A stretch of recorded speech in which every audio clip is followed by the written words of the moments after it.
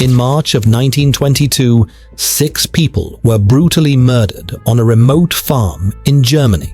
The killer left no trace, no clear motive, and disappeared without a trace. Even more chilling, the murderer may have lived in the house with the bodies for days without anyone noticing. Why would anyone commit such a brutal crime and then live among the dead? What drove this killer to carry out such a horrific act? And why has this case remained unsolved for over 100 years? In this episode of Cold Case Uncovered, we'll take a closer look at one of the most chilling and mysterious true crime cases, the Hinterkaifeck murders. We'll explore the twisted psychology of the killer, how this case connects to modern investigations, and why it continues to captivate people to this day. Chapter 1. The Family at Hinterkaifeck. The Hinterkaifeck farm was located in the isolated, quiet countryside of Bavaria, Germany. Tucked far away from the nearest neighbor, it was the perfect place for a family to live in peace. The farm was home to Andreas Gruber, 63, his wife Cecilia Gruber, 72, their daughter Victoria Gabriel, 35, and her 2 children, Clara, 7, and Josef, 2. The family lived a simple life, farming, raising animals, and remaining somewhat isolated from the outside world. But in the weeks before their brutal murders, something strange began happening. Andreas reported hearing eerie noises, footsteps in the snow around the farm, though no one was ever seen. He also discovered missing tools from the barn and strange footprints leading into the house, but vanishing before reaching the woods. Andreas told neighbors about his fears, but no one seemed to take him seriously. There were even rumors that Andreas was growing more paranoid in his old age, but nobody could have predicted that these strange signs would turn into a brutal massacre. Chapter 2. The Night of the Murders. On the night of March 31st, 1922, the Gruber family was preparing for a quiet evening, unaware that their lives would be torn apart by unimaginable violence. Maria Baumgartner, the maid who had just started working at the farm, was spending her first night there. She too would fall victim to the killer. The murders started with Andreas Gruber, who was killed inside the farmhouse. Then Cecilia Gruber, Victoria Gabriel, and the 2 children were also slaughtered in a cold and brutal manner. The killer didn't stop there. Maria Baumgartner, the maid, was murdered in the barn. The crime was violent and the scene was gruesome. However, what truly sets this case apart is what happened after the murders. The killer didn't immediately flee. Instead, they spent several days living in the house with the bodies of the victims. Food was eaten, fires were kept burning, and cigarettes were smoked as if nothing had happened. The killer moved freely through the house, using the family's belongings, almost as if they had a right to be there. Why didn't they flee the scene of the crime? Why live in the same house with the bodies for days? Chapter 3. A baffling investigation. When the police arrived, they were met with confusion and horror. The house showed no signs of forced entry, no broken doors, no windows smashed. It was as though the killer had been allowed in. Investigators began questioning the neighbors, the family's past, and even looking into Victoria's strained relationship with Andreas. But despite extensive investigation, there were no clear leads. The killer had left no fingerprints or physical evidence. No one had seen anything suspicious, and no one could provide any solid information about who might be responsible. In fact, one of the most frustrating elements of the case was the strange behavior of Andreas.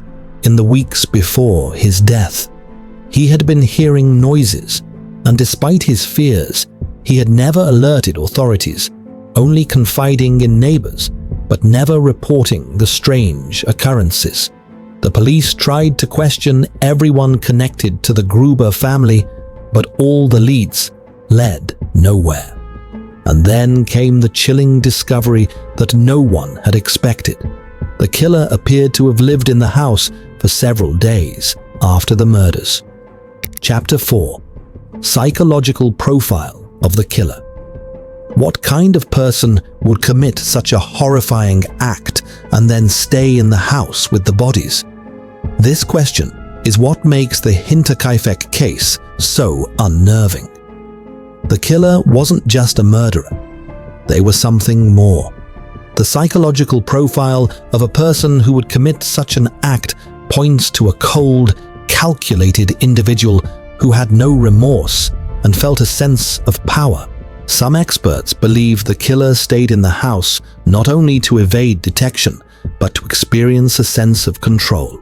The gruesome nature of the murders, combined with the calmness the killer displayed afterwards, suggests a person who had a deep need for power. They weren't just taking lives, they were taking over the family's entire existence, even living in their space, using their belongings. This aspect of the case makes it not just a typical murder case, but a psychological puzzle.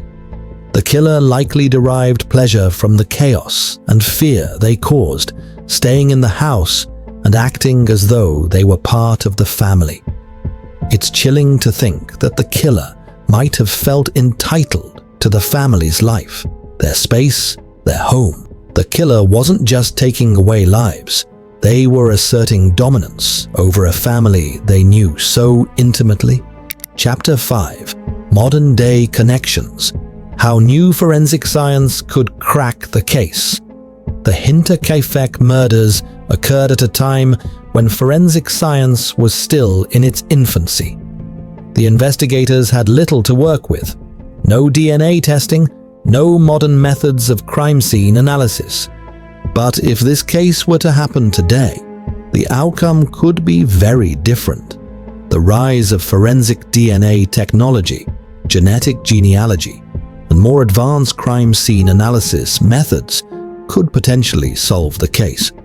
Modern-day investigators would have a treasure trove of new tools to use in analyzing the crime scene. Could DNA left behind by the killer, perhaps hidden in a piece of furniture or a scrap of clothing, finally reveal the truth? Could genetic genealogy reveal a connection to a modern-day suspect? Modern cold case investigators now have methods to test even the smallest pieces of evidence. Blood traces on a pillow, skin cells left behind in a hidden corner. DNA databases have helped solve many cases that were previously thought to be unsolvable. The Hinterkaifeck case could be one of those that new technology brings to a close. The killer's identity, still hidden after all these years, could finally be exposed. And with that exposure, we may gain new insights into the psychology of a killer who lived among the victims after committing the crime. Chapter 6. Cold Cases and Modern Crime. Investigation. The Hinterkaifeck case isn't the only unsolved case that continues to captivate people's minds.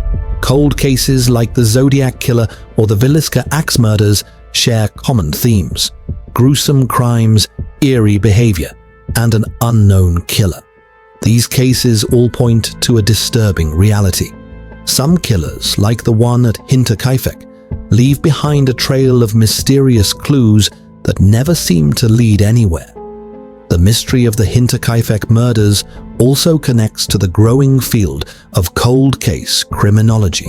Experts are learning more about criminal behavior and how some individuals evade justice by leaving almost no trace of themselves behind.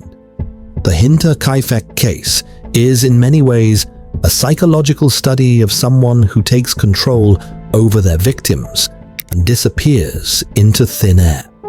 The Hinterkaifeck murders remain one of the most chilling and perplexing cases in criminal history. With no clear answers, no solid suspects, and a killer who lived in the house with the bodies for days, it continues to haunt everyone who delves into it. Was the killer someone the family knew? Did they have an intimate understanding of the family's daily routines? Or was it simply a random act of violence? And why did the killer behave so strangely, almost as if they were part of the family? These questions still linger, unanswered. While new forensic techniques may one day crack this case, the Hinterkaifeck murders remain a mystery that still captivates the world. As we close this chapter, we ask you, who do you think committed this brutal crime? Is the truth still hidden, or will it remain a mystery forever? Leave your thoughts in the comments below, and don't forget to like, share, and subscribe for more chilling cold cases. We'll be back with more true crime stories soon.